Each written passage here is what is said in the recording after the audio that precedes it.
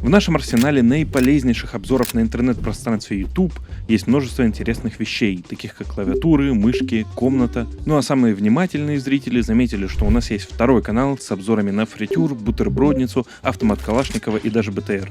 Ладно, шучу. Обзора на бутербродницу еще пока нет, но он выйдет через 2 дня после этого видео, так что подписывайся. Ну а сегодня на обзоре у самого неавторитетного ютубера будет микрофон от компании Fifine. Нам его прислали бесплатно, но, конечно же, это никак не отразится на нашем мнении об этом микрофоне. Большое спасибо мистеру Джимми из компании Fifine за такую возможность.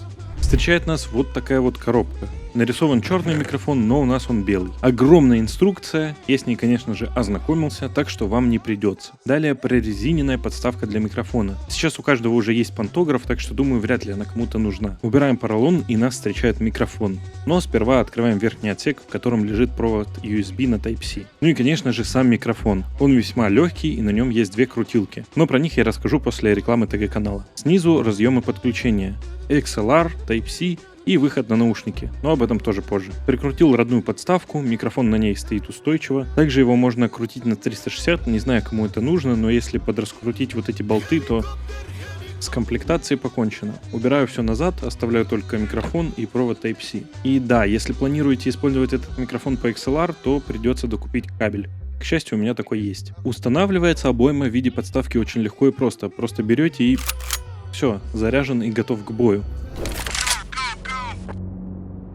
Кто здесь? Это же наш телеграм-канал, в котором ты можешь задать любой вопрос и найти ответ. Также тут иногда выходят приколы и всякие анонсы. Подписывайтесь, чтобы поддержать нас. Ну а если вы не подпишетесь, то придется решать по-плохому. Фух, повезло, что только фотик задел. Я советую использовать стойку от Fifine, на ней он смотрится очень круто. Правда, стоит она как сам микрофон. Еще у микрофона есть сенсорная кнопка управления подсветкой. Есть много разных режимов, смотрится это классно. Но если вам не нравится, вы можете отключить подсветку долгим удержанием кнопки. Но это не единственная сенсорная кнопка. На обратной стороне есть значок микрофона, нажав на который можно замьютить микрофон. Удобно. Поп-фильтр можно снять, и за трипофобной сеткой будет виден сам капсуль. Сетку тоже можно снять отверткой, но зачем она вам? Это динамический микрофон. Капсуль направлен вверх. Следовательно, говорить мы должны вот сюда.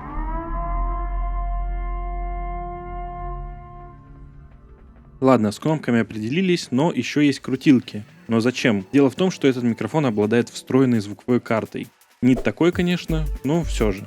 Подключаем наушники, можно, кстати, как вот в этом обзоре. Главное, чтобы разъем 10.5 джек был. Сразу скажу, микрофон на максимум выкрутить не получится, как и наушники, потому что идет очень сильный фон от микрофона. Поэтому у вас наушники и микрофон будут установлены где-то на 50%. Но в целом этого достаточно. Единственное, что мне не понравился звук в наушниках. И это проблема не наушников, а именно звуковой карты. Звук там средненький. Он не ужасный, но пользоваться этим бы я не советовал. И еще, если вы втыкаете наушники в этот микрофон, то вы всегда будете слышать себя. Это никак нельзя отключить, только если выключить микрофон через кнопку. Я бы посоветовал вам приобрести вот такую вот карту. Ладно, шучу, можно использовать более бюджетную, например, вот такую от Fifine. И, конечно же, это отсылка на одно из следующих видео, так что подписывайся, чтобы узнать, насколько хороши эти звуковые карты и зачем мне их 2. Ладно, теперь берем XLR кабель, и теперь его необходимо взять и вставить, не отрывая от ботвы.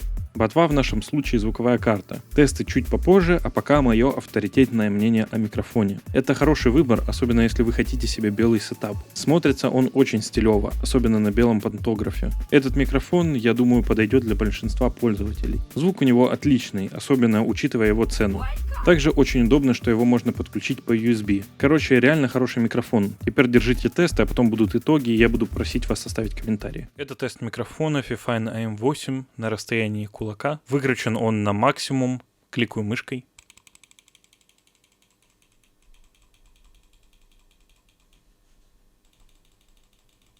Днем рождения микрофона считается 4 марта 1877 года, когда американский изобретатель Эмиль Берлинер, работающий вместе с Томасом Эдисоном, получил патент на свое изобретение. Устройство, которое могло усиливать голос. Тест AM8, подключенного по XLR кабелю. Усиление 50.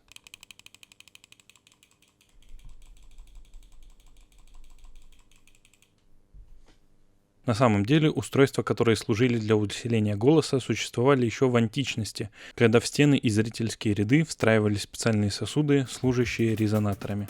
Пишите, что думаете о звуке, а я считаю, что это очень хороший звук. Еще огромный плюс этого микрофона в том, что он динамический. Не знаю, как для других, но для меня с девушкой динамический микрофон это must-have, потому что мы сидим за одним столом. Кстати, обзор на сетап по подсказке. И еще любителям подсветки, если вы подключаете по XLR кабелю этот микрофон, то подсветка работать не будет. Огромное спасибо компании Fifine за такую возможность. И еще раз спасибо Джимми за то, что прислал нам этот микрофон. Если ты хочешь обзор на другой девайс этой компании, то оставляй комментарий на какой, и тогда, возможно, он появится в следующих видео. Ждите следующее видео, мы готовим для вас много-много интересного. Не забывайте то, что все комментаторы попадают в рай и в титры следующего видоса. Не забывайте ставить дизлайки и отписываться от канала, нас уже почти 200. Большое спасибо, всем пока.